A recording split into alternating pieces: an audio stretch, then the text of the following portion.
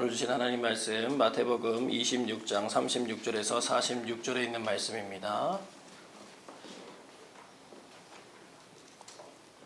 마태복음 26장 36절로 46절에 있는 말씀 함께 봉독하겠습니다.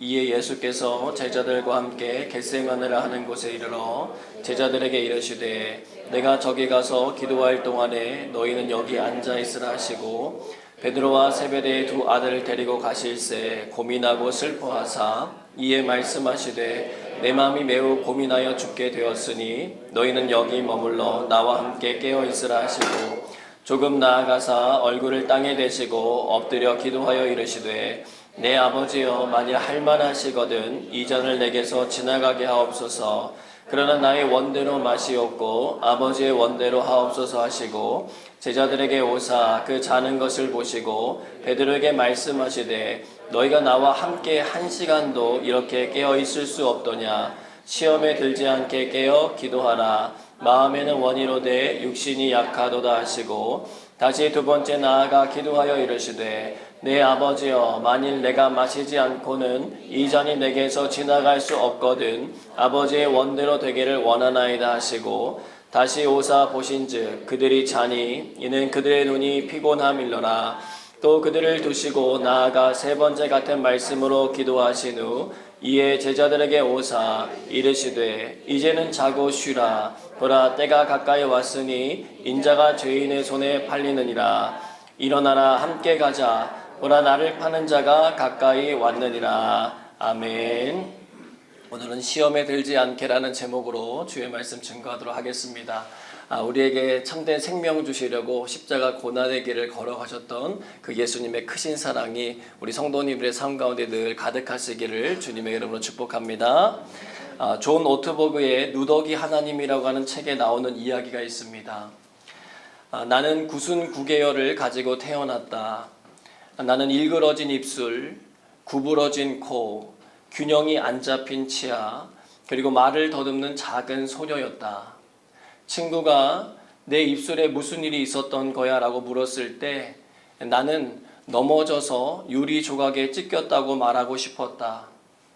다르게 태어난 것보다는 사고로 고통당한 것이 더 나아 보였기 때문이다. 나는 가족 이외의 그 누구도 나를 사랑할 수 없을 거라고 확신했다. 2학년이 되어 나는 모두 존경하는 레오나르도 선생님의 수업을 듣게 되었다. 작고 통통하며 생기 넘치는 선생님은 언제나 행복해 보였다. 매년 우리는 듣기 시험을 쳤다. 평가 방식은 이랬다. 우리가 문을 등지고 서서 한쪽 귀를 막으면 선생님이 오셔서 뭔가를 속삭였고 우리가 그 말을 따라하는 것이었다. 이를테면 하늘은 파랗다든지 신발을 새로 샀니와 같은 말들이었다. 드디어 내 차례가 돌아와 선생님이 나에게 해주실 말씀을 기다리고 있었다. 잠시 후 선생님의 입을 통해 나온 말이 나의 삶을 바꿨다. 난 내가 내 딸이었으면 좋겠어. 하나님은 우리 각자 한 사람 한 사람을 선택하시고 사랑하신다. 그리고 십자가 위에서 속삭이신다. 내가 나에게 속했으면 좋겠어. 내가 너를 택했단다. 드디어 때가 임박했습니다. 예수님의 제자들은 전혀 감을 잡지 못했지만 성령의 인도하심을 받으며 늘 사셨던 예수님은 자신이 십자가에 죽임당하기 전에 곧 잡혀갈 거라고 하는 것을 알고 계셨어요. 어찌 보면 자기 의지를 가지고 무언가 할 수 있는 마지막 순간이었습니다. 그 이후부터는 자신을 잡은 사람들에 의하여 이리저리 끌려다녀야 됐기 때문에 그렇습니다. 예수님은 제자들과 함께 예루살렘 동쪽 성벽에서 약 1.2km 떨어진 감난산의 서쪽 기슭에 위치한 겟세마네라고 하는 동산에 올라가십니다. 이곳은 처음 가는 낯선 장소가 아니라 전에도 예수님과 제자들이 함께 나아갔던 장소였습니다. 누가복음 22장 39절 말씀 같이 읽어보겠습니다. 예수께서 나가사 습관을 따라 감람산에 가심에 제자들도 따라갔더니 아멘. 자, 요한복음 18장 1절로 2절도 읽어보겠습니다. 예수께서 이 말씀을 하시고 제자들과 함께 기드론 시내 건너편으로 나가시니 그곳에 동산이 있는데 제자들과 함께 들어가시니라. 그곳은 가끔 예수께서 제자들과 모이시는 곳이므로 예수를 파는 유다도 그곳을 알더라. 아멘. 자, 예수님을 은 30에 팔아 넘긴 가룟 유다가 예루살렘을 떠난 예수님을 쉽게 찾을 수 있었던 이유입니다. 제자들은 평소에도 가던 기도의 장소였기 때문에 그날도 별다른 큰 생각 없이 예수님과 함께 그곳을 향해 나아갔을 것입니다. 마태복음 26장 36절로 37절 말씀 읽어봅니다. 이에 예수께서 제자들과 함께 겟세마네라 하는 곳에 이르러 제자들에게 이르시되 내가 저기 가서 기도할 동안에 너희는 여기 앉아있으라 하시고 베드로와 세베대의 두 아들을 데리고 가실새 고민하고 슬퍼하사. 아멘. 자, 여기 나오는 세베대의 두 아들은 야고보와 요한을 이야기하는 것입니다. 제자들 중에 이들 세 명은 마치 수행비서처럼 예수님을 따라가게 된 거죠. 그런데 이 조합은 우리가 처음 보는 조합이 아닙니다. 마태복음 17장 1절 말씀 같이 읽어보겠습니다. 엿새 후에 예수께서 베드로와 야고보와 그 형제 요한을 데리시고 따로 높은 산에 올라가셨더니. 아멘. 자, 예수님께서요 신적인 모습을 보여주셨던 변화산에 함께 올라갔던 멤버였습니다. 모세와 엘리야가 나타나서 예수님과 이야기 나누는 모습, 그리고 예수님의 얼굴이 해와 같이 빛나고 그분의 옷이 휘어져서 밝게 빛나는 모습을 본 사람들이에요. 그 광경이 얼마나 보기가 좋았으면 베드로는 주여 우리가 여기 있는 것이 좋사오니 만일 주께서 원하시면 내가 여기에 초막 3개를 짓겠습니다라고 말할 정도였습니다. 즉 그들은 이미 다른 제자들은 경험하지 못했던 특별한 경험을 마음속에 이미 가지고 있는 사람들이었어요. 근데 이번에는 평소에 단 한 번도 보지 못했던 예수님의 모습을 마주하게 됩니다. 변화산에서 보였던 위엄과 빛남은 사라지고 예수님의 얼굴을 보니까 고민과 슬픔이 가득한 거예요. 그 모습을 모든 제자들에게 보여주지 않으시고 그분의 영광스러운 모습을 지켜본 제자 3명에게만 보여주셨다는 것입니다.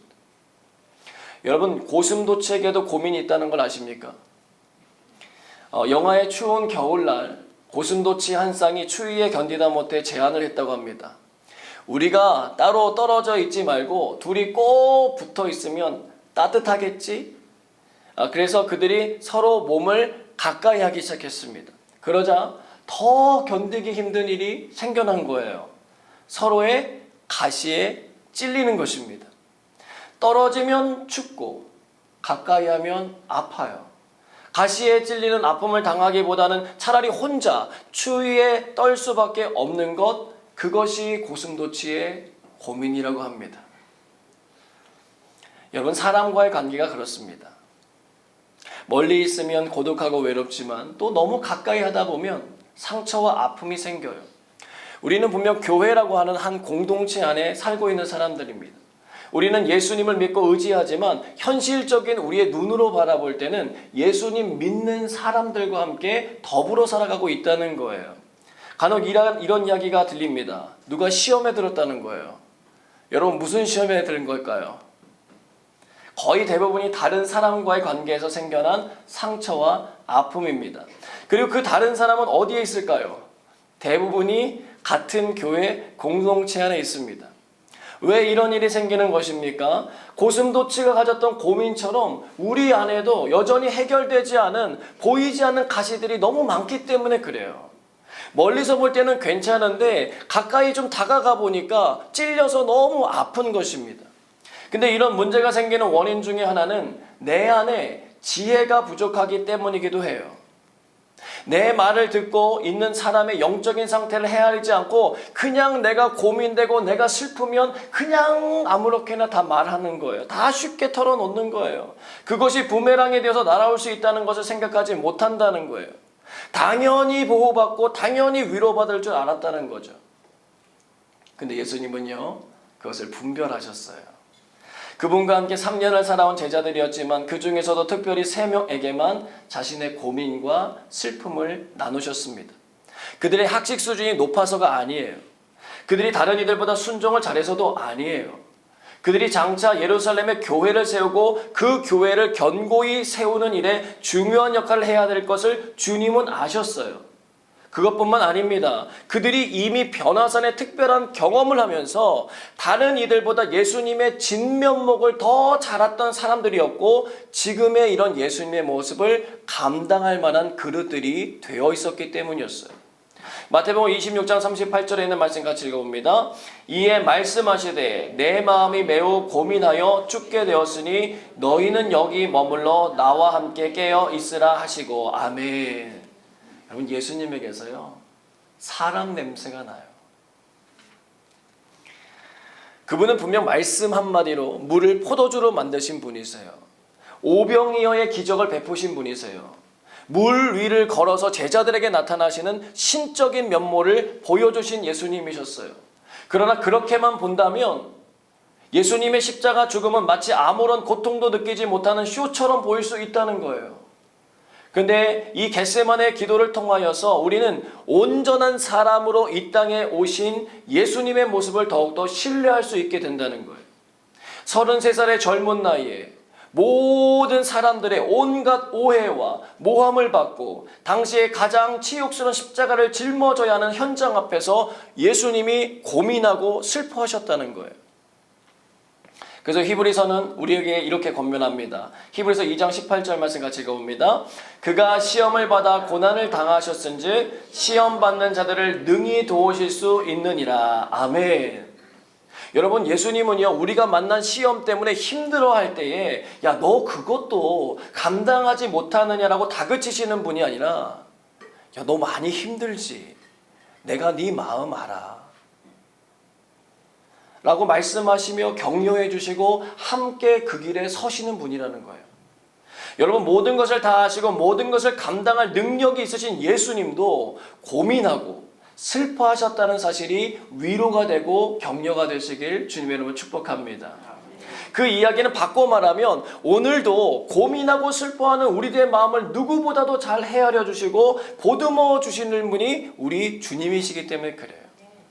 그러나 그렇다고 해서 예수님이 고민과 슬픔만을 세 명의 제자에게 쏟아 부으신 것은 아니에요. 마태복음 26장 38절의 말씀 같이 읽어봅니다. 이에 말씀하시되 내 마음이 매우 고민하여 죽게 되었으니 너희는 여기 머물러 나와 함께 깨어 있으라 하시고 아멘. 순간적으로요 고통과 슬픔의 강도가 죽을 만큼 힘들게 찾아온 거예요. 그 상황에서 예수님이 제자들에게 부탁하시는 것입니다. 여기 머물러 나와 함께 깨어 있으라는 거예요.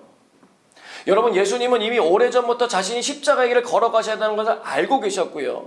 이미 예루살렘에 들어오기 전에 빌립보 성에서부터 자신이 앞으로 십자가의 길을 걸어가 죽게 될 거라고 하는 것을 예고하신 분이셨어요.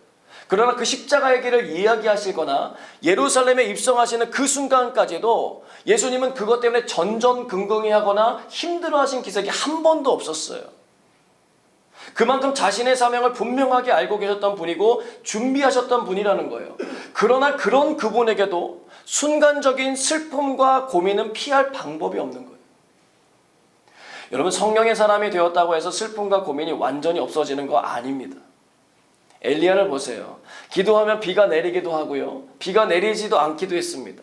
하나님을 위해서요. 바알과 아세라 섬기는 그 선지자들 다 불러 모아놓고 갈멜산 대결에서 엄청난 승리를 이룬 사람이기도 합니다.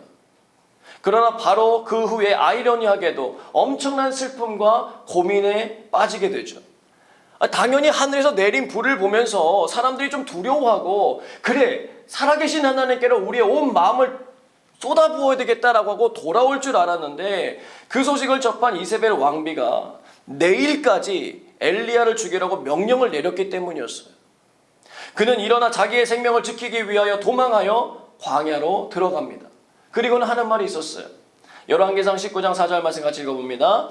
자기 자신은 광야로 들어가 하룻길쯤 가서 한 로뎀나무 아래에 앉아서 자기가 죽기를 원하여 이르되 여호와여 넉넉하오니 지금 내 생명을 거두시옵소서. 나는 내 조상들보다 낫지 못하니이다 하고 아멘. 죽기를 원할 만큼 지치고 피곤한 상태였어요. 완전히 번아웃된 상태였습니다. 하나님의 치료 방법을 보시길 바라요. 열왕기상 19장 5절에서 8절 말씀 같이 읽어봅니다. 로뎀나무 아래에 누워 자더니 천사가 그를 어루만지며 그에게 이르되 일어나서 먹으라 하는지라. 본즉 머리맡에 숯불에 구운 떡과 한 병 물이 있더라. 이에 먹고 마시고 다시 누웠더니 여호와의 천사가 또 다시 와서 어루만지며 이르되 일어나 먹으라. 내가 갈 길을 다 가지 못할까 하노라 하는지라. 이에 일어나 먹고 마시고 그 음식물의 힘을 의지하여 40주 40야를 가서 하나님의 산 호렙에 이르니라. 아멘. 지금요 완전히 지쳐서 밥맛이 하나도 없을 것 같은 그 시간에 주님이 어떻게 하세요? 먹여주세요. 여러분, 사람이요 지쳤을 때 밥만 잘 먹게 돼도요 빨리 회복될 확률이 훨씬 높습니다. 여러분, 퀴즈 하나 드릴게요. 이 세상에서 가장 맛있는 밥이 뭔 줄 아십니까?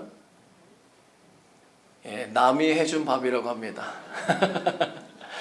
여러분, 천사가 차려준 밥상 앞에서 조금 전 죽겠다고 하던 엘리야도요 식욕을 느끼면서 열심히 밥을 먹은 걸 보면 알 수가 있어요.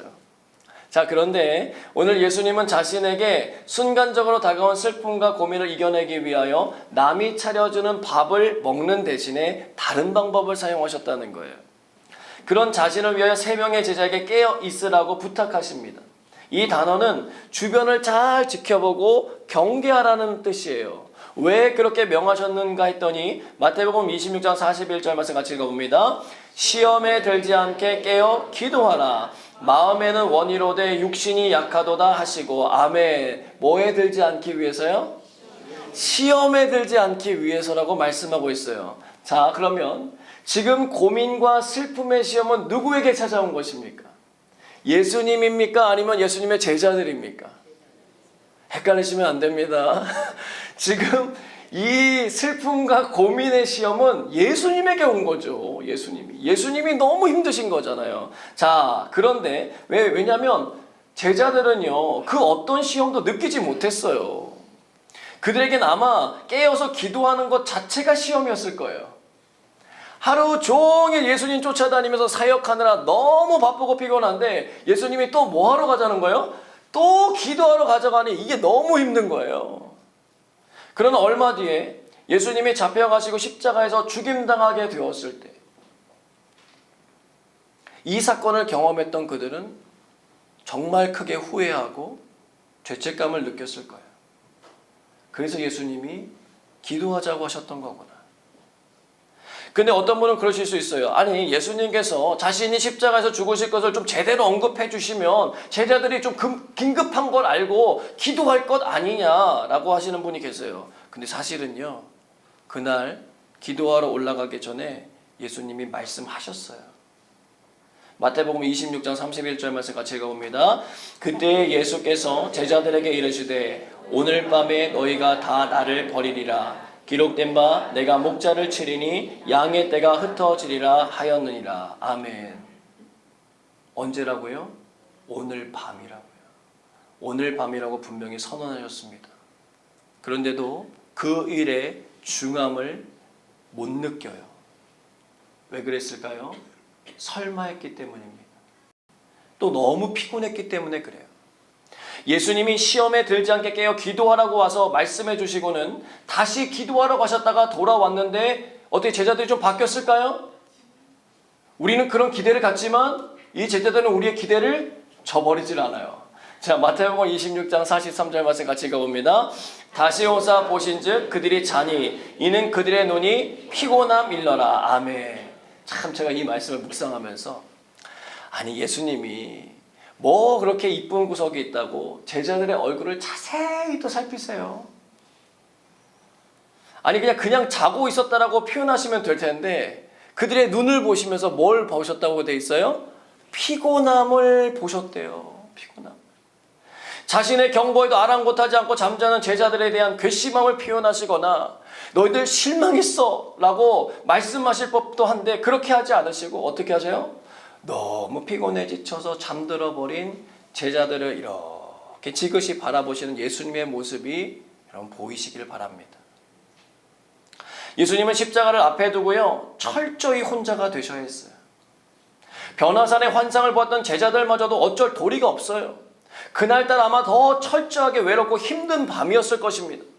그런데 예수님의 다음 행보를 보세요. 마태복음 26장 44절 말씀 같이 읽어봅니다. 또 그들을 두시고 나아가 세 번째 같은 말씀으로 기도하신 후 아멘. 자, 그냥 그들을 그렇게 두시고 떠나가셔서 어떻게 하셨어요? 홀로 다시 기도하셨다는 거예요. 여러분 중에 혹시 믿었던 사람들마저 여러분의 기대를 저버려 속상하신 분들이 계십니까? 혹은 철저하게 외롭다고 느껴지시는 분이 계십니까? 겟세마네 동산에서 가장 절박한 순간 홀로 남게 되셨던 예수님을 바라보시기를 바라요. 그때 예수님이 하신 방법은 제자들을 혼내거나 다그치시는 것이 아니라 그냥 두시고 자신 홀로 다시 외로운 영적인 싸움으로 들어가셨다는 거예요. 즉 사람에게 기대지 마시고 주님 바라보시기를 바랍니다. 그러면 철저한 외로움의 자리에 내몰리셨던 예수님께서 그런 저와 여러분의 마음을 어루만져 주시고 여러분의 길을 안전한 길로 인도해 주실 줄로 믿습니다. 그 예수님의 기도 내용은 이렇습니다. 마태복음 26장 39절 말씀 같이 읽어봅니다. 조금 나아가사 얼굴을 땅에 대시고 엎드려 기도하여 이르시되 내 아버지여 만일 할만하시거든 이 잔을 내게서 지나가게 하옵소서. 그러나 나의 원대로 마시옵고 아버지의 원대로 하옵소서 하시고 아멘. 십자가의 길을 피할 수 있다면 좋겠다는 기도였어요. 그러나 이미 이 기도 속에는 자신의 의지와 바람에 대한 포기도 선언되어 있었습니다. 뒷부분에 있잖아요. 그러나 나의 원대로 마옵시고 누구의 뜻대로? 아버지의 뜻대로, 아버지의 원대로 해달라는 거예요. 여러분, 예수님께서 십자가를 짊어지시면 인류의 참된 평화가 오기 때문에 사단이 얼마나 마지막까지 얼마나 공격했겠냐는 거예요. 그 마음을 초토화시키기 위해서 낙심, 슬픔, 고통을 순간적으로 엄청 밀어 넣었을 것입니다. 그러나 예수님은 그 길의 탈출로를 알고 계셨다는 거예요. 자기를 포기합니다. 여러분, 이것은 자포자기하는 것과는 완전히 차원이 다른 이야기예요. 예수님은 이미 하나님의 뜻을 알고 계셨고 그것을 진심으로 받아들이고 일치시키기 위해서 기도하셨다는 거예요. 하나님의 마음과 자신의 마음에 간격이 생기는 것을 눈치채신 예수님께서 마지막 순간에 세 번의 기도를 통해서 자신과 하나님의 마음이 벌어져 있는 것을 어떻게든 하나가 되도록 나아가셨다라고 하는 거예요. 다시 맞추셨다는 거예요. 여러분, 아주 어린 아이들을 키우다 보면 칼이나 포크와 같은 위험한 물건을 쥐고 있는 것을 볼 때가 있습니다. 부모님들이 굉장히 당황해가지고 빼앗으려고 하면 애들이 자기한테 안 좋은 건지도 모르고 어떻게 하면 끝까지 버텨요. 안 된대요. 안 된대요. 난 줄 수 없대요. 엄마건 아빠건 안 된다는 거예요. 자, 그럴 때는 신랑이 하다가 괜히 다치는 경우가 있으니까 좋은 방법이 있습니다. 아이에게 관심을 끌 수 있는 다른 흥미로운 물건을 가지고 와서 봐봐, 이거랑 그거랑 바꾸자 해서 바꾸면 바꿔진다는 거예요. 마찬가지입니다. 우리는 예수님처럼 십자가의 길을 걸어가진 않아도 되는 사람들입니다. 그러나 우리 모두에게 맡겨진 자기의 십자가가 있습니다. 그리고 그 십자가를 짊어지는 삶 때문에 고민하고 잠 못 이루는 날이 올 때도 있습니다. 그럴 때 우리가 우리 마음에 해줘야 할 일은 관심을 다른 곳으로 돌리는 거예요. 어디로 돌리시겠습니까?